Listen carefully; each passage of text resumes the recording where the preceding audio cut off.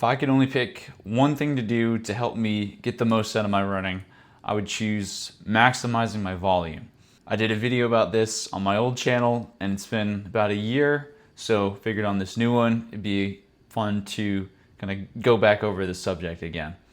So maximizing your volume of easy to moderate running builds the foundation for all the other types of training that you're going to be doing. Without building your aerobic base, your training is likely going to stall out and not get very far, and I'll explain why.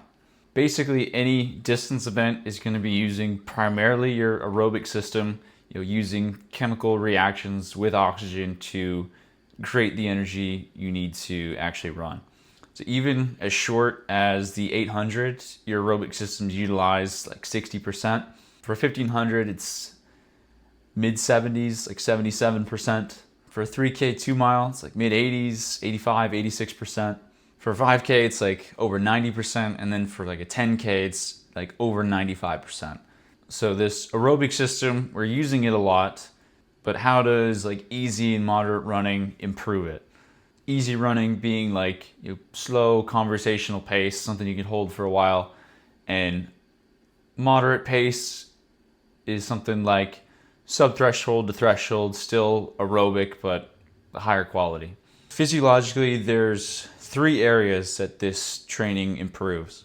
It strengthens your heart muscle. When you breathe in oxygen and that oxygen gets into your bloodstream, your heart is what actually gets the oxygen out to the rest of your body, including your leg muscles. And that heart muscle is working at like full force, even if it's only at like 60% of your max heart rate. So you don't need to be going awfully fast to kind of trigger that stimulus. Another thing is building capillaries. Those are those tiny little blood vessels that are like going into the cells and actually getting that oxygen from the air into your lungs, and then the capillaries eventually get it like directly to the places where it needs to be in the muscles. Like this type of easy, moderate running builds capillaries over time. The longer you're out there, the more capillaries you build. And then lastly, but definitely not least, is mitochondrial development. I think everybody knows that the mitochondria is the powerhouse of the cell, but this type of training triggers the body to increase the quantity of mitochondria in your cells as well as the efficiency. They're able to create more energy.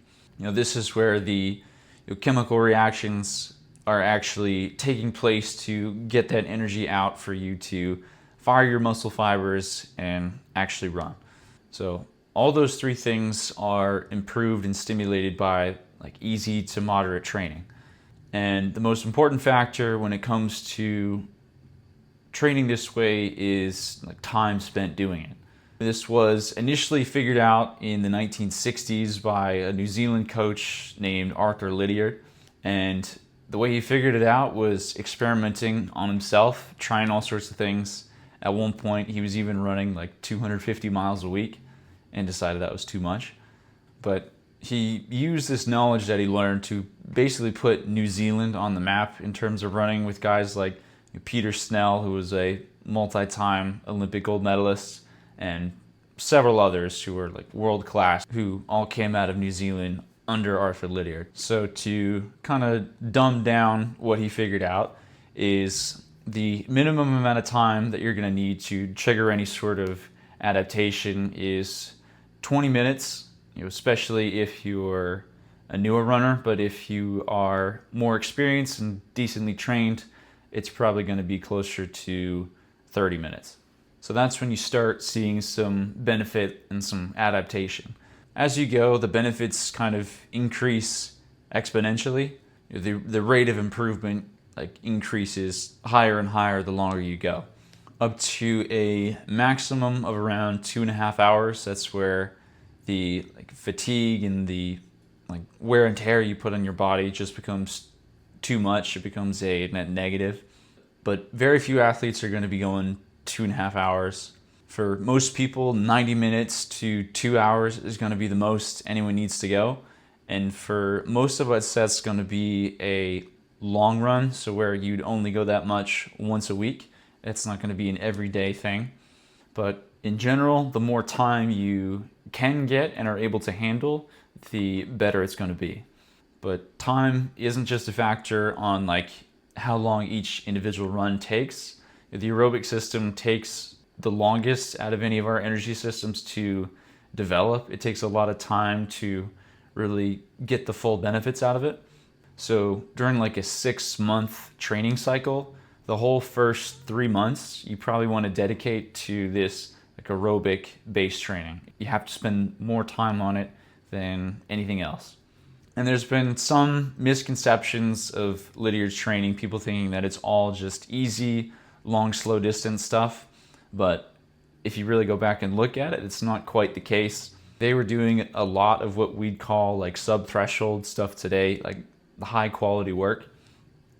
You know, on like Lydiard's long runs, they would go like 22 miles and be running like mid to low 5-minute range. So fairly quick. It's not just putzing around all the time. We have evolved from the like original like Lydiard type training. You see stuff with like the Ingebrigtsens and the double thresholds and that kind of stuff. It's not every day, and things are a little more controlled now when we do higher quality aerobic stuff.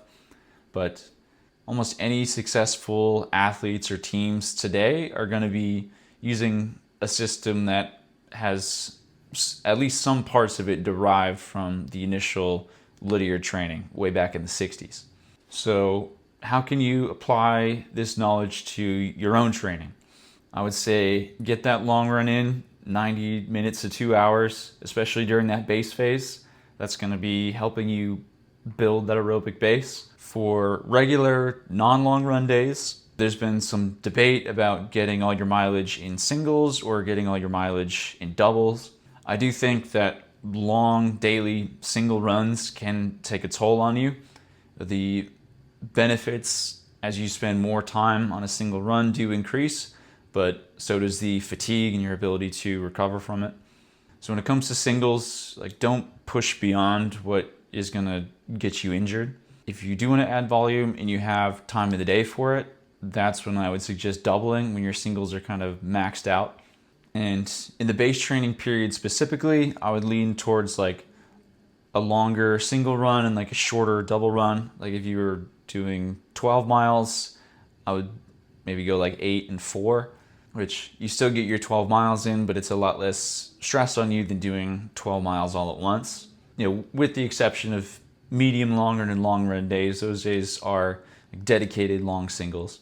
But there is a caveat when you get into like working out and racing. At that point, building the aerobic base kind of takes a back seat. You're working on workouts and racing, so at that point you're worrying about just maintaining. That's when you can kind of split your doubles up a little bit more, so where if you have 12 miles to hit on just a random day, you could split it up evenly, like 6 and 6 versus one longer, one shorter. And then long runs are going to help you maintain during that period as well. It doesn't need to be every week, but as long as it's with some regularity, you're going to be able to maintain that just fine. Lydiard used that long run during the racing periods to maintain what they'd spent time building up during the base period. So that's kind of how you can use it there. And so what about all this talk of elite guys running like over 100 miles a week? That does come from like the Lydiard era. His guys were running like well over 100 miles a week, and people still run that far to this day. But what you need to keep in mind though is the faster paces that these elite athletes are running kind of change the dynamic of that a little bit. An elite athlete running 100 miles a week may only be running for like 10 hours or even less. But if you're someone who's running 8-minute miles and you run 100 miles a week, then you're looking at 13 hours. So if you are that 8 minutes a mile person and you really want to max out your volume, you go by time. So if you take that same 10 hours at 8 minutes a mile, that's 75 miles a week, which is still quite a bit, but it's definitely sounds much more manageable than doing 100. Your body is going to recognize time. It doesn't recognize like how many miles are on your watch. And another thing to consider is these pro runners, that's literally their job. They can optimize their entire life around like training and recovery. They put a hard session in the morning in, and they can have a breakfast that a nutritionist has planned out for them, and then they can take a nap for 2 hours. They're not waking up at 5 a.m. to get a run in and then like scarf down some like crappy breakfast food and then go work a 9 to 5.